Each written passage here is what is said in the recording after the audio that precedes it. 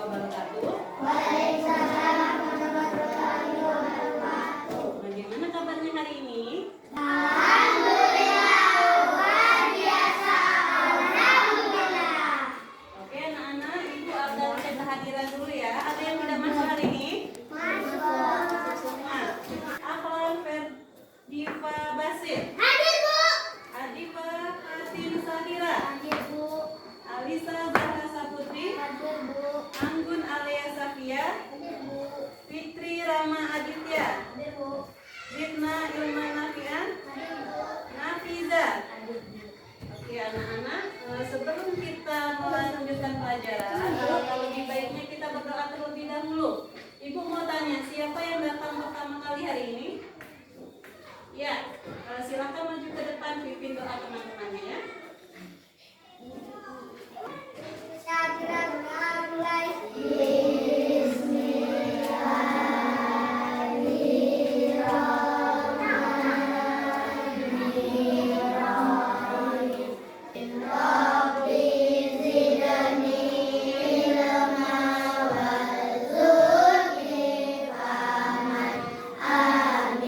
Beri salam. Assalamualaikum warahmatullahi wabarakatuh.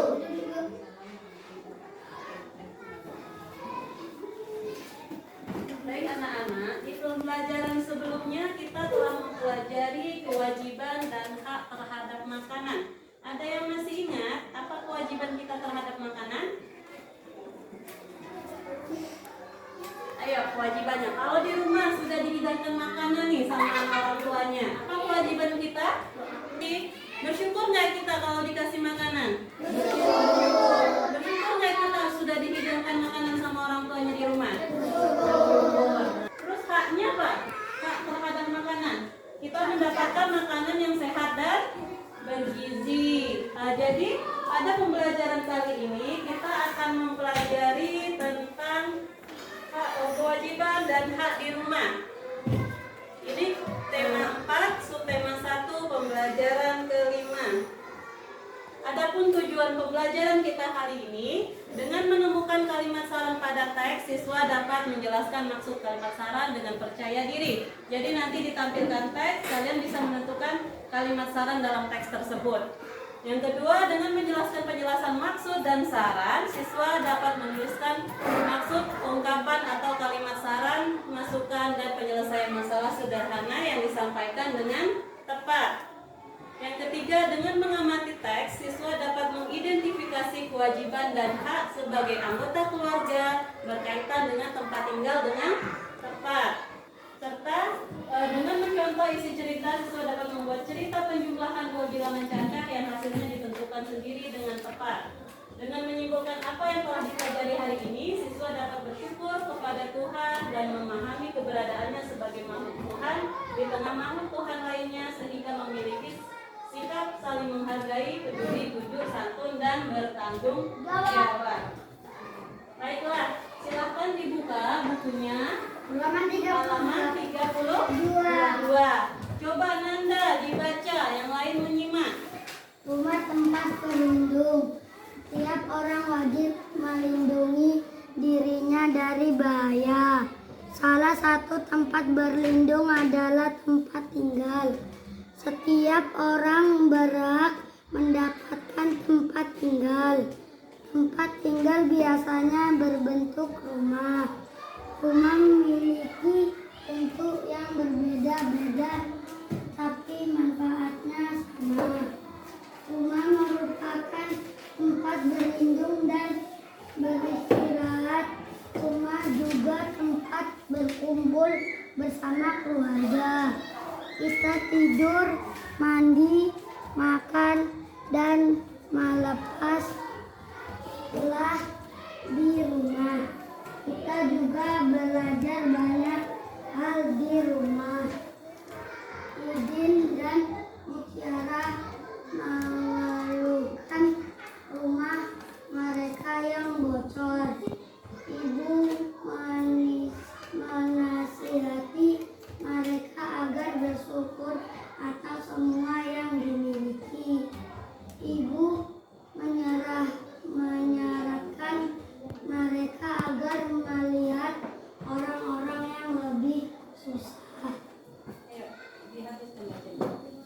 Banyak anak yang tidak memiliki rumah. Banyak anak yang tetap bahagia meski rumahnya banjir. Dengan bersyukur hati akan senang. Ya, terima kasih Nanda. Jadi setelah dibacakan teks tadi sama temannya, jadi setiap orang itu punya kewajiban untuk melindungi diri. Salah satunya tempat berlindung itu apa? Rumah. Rumah itu berbeda-beda, ya kan? Antara rumah si Nazwa dengan rumah Hanifah tentu berbeda. Tetapi perbedaan rumah itu tidak memperbolehkan kita untuk mengeluh. Jadi apapun bentuk rumah kita harus kita syukuri. Kenapa? Karena di dalam rumah itu kita bisa melepas lelah, kita bisa tidur, kita bisa mandi. Coba bayangkan kalau nggak punya rumah, gimana kita mau tidur? Nah, ada yang tidur di hutan, ada yang tidur di kolong jembatan, ya kan? Terus kalau seandainya nggak punya rumah, kita mau mandi gimana? Mandi di sungai gitu kan, tempatnya terbuka, nggak bebas kita. Tapi kalau ada di rumah itu kita bisa melepas istirahat dengan tenang, kita bisa mandi dengan tenang, bisa tidur pun dengan tenang, ya kan? Terus di sini ada Udin dan Mutiara, dia mengeluh karena rumahnya bocor. Bayangkan kalau rumahnya bocor, dia mengeluh, ya rumahnya kok bocor gini. Nah, itu boleh atau tidak sifat mengeluh? Tidak boleh. Jadi kita seharusnya bersyukur. Bagaimana cara bersyukur? Bagaimana cara kita bersyukur? Kita harus melihat ke yang lebih rendah daripada kita. Kita lihat orang-orang yang nggak punya rumah. Kita lihat ada yang rumahnya kebanjiran tapi mereka tetap senang. Mereka tidak mengeluh biarpun rumahnya kebanjiran. Nah, jadi intinya dengan bersyukur hati kita akan menjadi tenang. Nah, dari teks tadi mana yang kalimat saran? Ada yang bisa menentukan dari bacaan teks tadi? Mana yang termasuk kalimat saran? Ada yang tahu?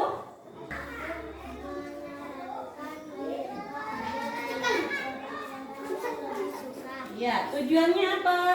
Kita melihat orang-orang yang lebih susah supaya kita lebih bersyukur, supaya kita bersyukur atas rezeki yang telah Allah berikan kepada kita. Nah, kira-kira ada nggak yang punya saran lain untuk si Udin dan Mutiara ini tadi? Udin sama Mutiara ini kan mengeluh itu rumahnya bocor. Ada nggak saran lain? Ada. Apa sarannya?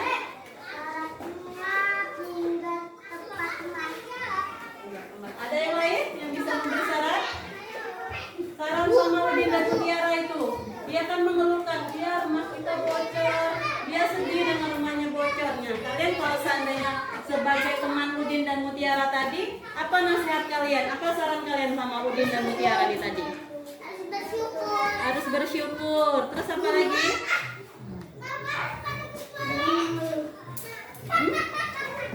Apa lagi kalimat sarannya? Bersyukur. Bersyukur maksudnya adalah melihat semua yang dimiliki sebagai karunia Tuhan.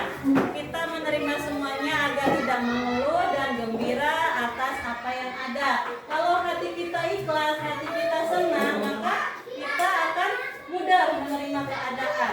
Biarpun rumahnya bocor, kita tetap senang, kita tetap bahagia. Ya? Oke. Berbicara tentang rumah, kira-kira apa kewajiban kita di rumah? Punya kewajiban nggak di rumah? Ya, coba dibuka di halaman 33. Di situ ada bacaan nomor 1 sampai 10. Itu ada kewajiban dan hak di rumah. Kira-kira apa saja yang termasuk kewajiban? Ya, bersyukur karena memiliki tempat tinggal. Ini termasuk hak atau kewajiban? Kewajiban. Yang nomor 2 coba dibaca. Husen, ya. Mendapatkan rumah yang bersih dan rapi termasuk hak atau kewajiban? Kalau kita mendapatkan berarti itu hak. Jadi mendapatkan rumah yang bersih dan rapi tadi termasuk hak atau kewajiban? Hak. Nah, kalau bersyukur karena memiliki tinggal itu adalah kewajiban. Haknya apa? Mendapatkan rumah yang bersih dan rapi itu hak. Atas hak tersebut maka kita memiliki kewajiban untuk bersyukur. Yang nomor 3, coba dibaca bersama. Bicara lembut dan sopan. Berbicara lembut dan sopan di rumah itu termasuk hak atau kewajiban? Kewajiban. Kewajiban. Terus yang nomor 4, Membantu merapikan dan menata rumah. membantu merapikan dan menata rumah, kewajiban atau hak? Hak. Membantu orang tua, kewajiban. Terus yang nomor 5, Dicintai, dijaga, dilindungi, dan dihargai. dicintai, dijaga, dilindungi dan dihargai. Kita sebagai seorang anak di rumah pasti dicintai oleh orang tua, dicintai oleh keluarga. Benar atau benar? Benar. Nah, dijaga nggak di rumah sama orang tuanya? Dijaga. Dilindungi dan dihargai. Itu termasuk hak atau kewajiban? Hak. Ya, hak. Karena apa yang kita dapat itu hak. Kalau kewajiban itu apa yang harus kita lakukan? Ya.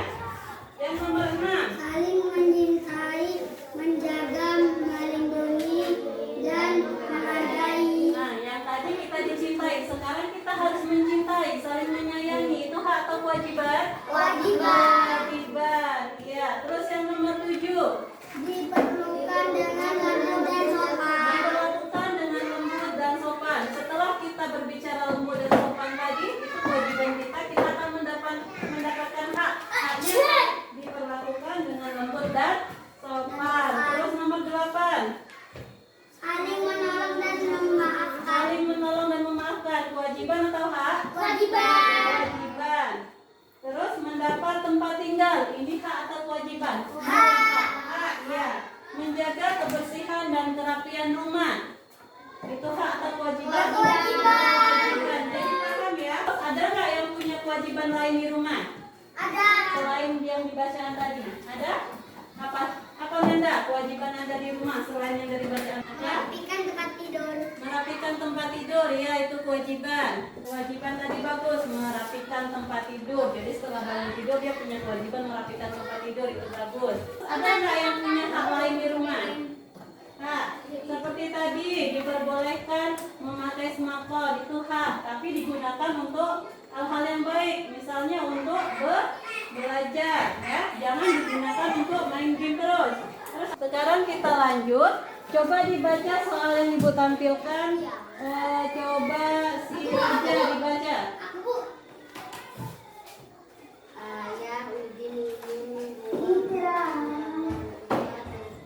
berencana merapikan kayak rumah mereka. Ayah Udin membutuhkan 940 bata.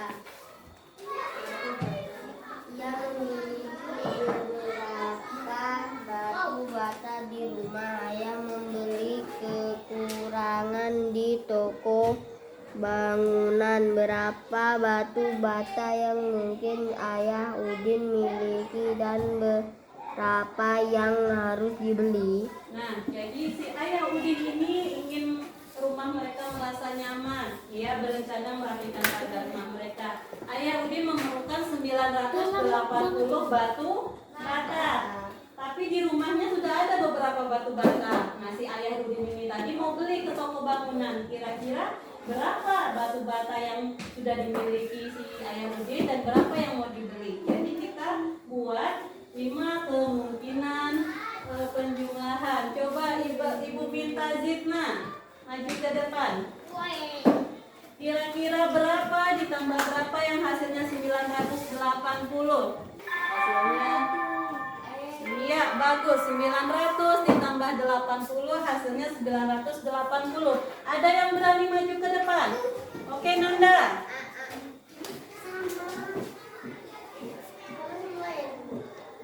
Kira-kira angka berapa lagi yang dijumlahkan hasilnya 980?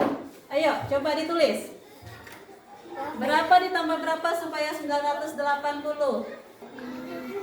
Nomor 2, di nomor 2. Buat. Ya, di situ 100. Kira-kira 100 ditambah berapa yang hasilnya 980? Ya, diingat lagi ya, Nanda, cara menulis bilangan. Ayo, kalau seandainya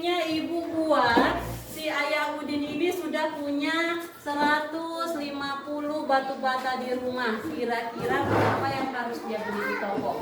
Ada yang bisa menjawab? Ayo. Ya, ayo maju ke depan. Kira-kira 150 ini ditambah berapa supaya 980? Oke, terima kasih Ahlan keberaniannya. Ada yang bisa membenarkan jawaban temannya? Ya, Raja. Iya. Berapa seharusnya?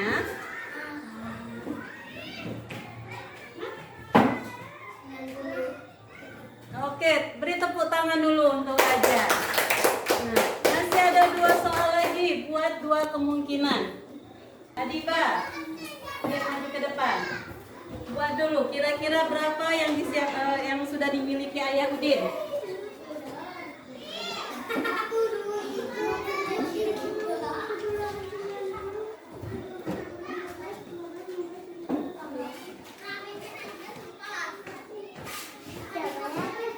Oke, bagus sekali. 500 ditambah 480 adalah 980. Ayo, ada yang lagi? Satu soal terakhir. Buat dulu. Berapa ditambah berapa supaya hasilnya 980?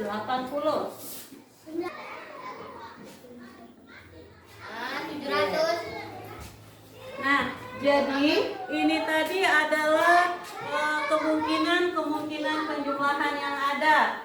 Ada yang mau ditanyakan? Sudah paham semua? Sudah. Kalau sudah paham semua, Ibu kasih PR di rumah. Silakan buat kemungkinan penjumlahan dengan jumlahnya yang senilai 850. Jadi dibuat 5 kemungkinan. Ya. Berapa ditambah berapa supaya 850, ya? Ya, itu untuk PR di rumah. Baik, sebelum Ibu tutup, ada yang ingin ditanyakan? Untuk pembelajaran selanjutnya kita akan mempelajari tentang kalimat saran pada bacaan. Jadi nanti silakan dipelajari di rumah, itu di halaman 39. Besok akan kita pelajari mengenai penggunaan kalimat saran yang tepat. Baiklah anak-anak sekalian, Ibu rasa cukup pembelajaran hari ini. Ibu akhiri, wabillahi taufiq wal hidayah. Wassalamualaikum warahmatullahi wabarakatuh. Waalaikumsalam warahmatullahi wabarakatuh.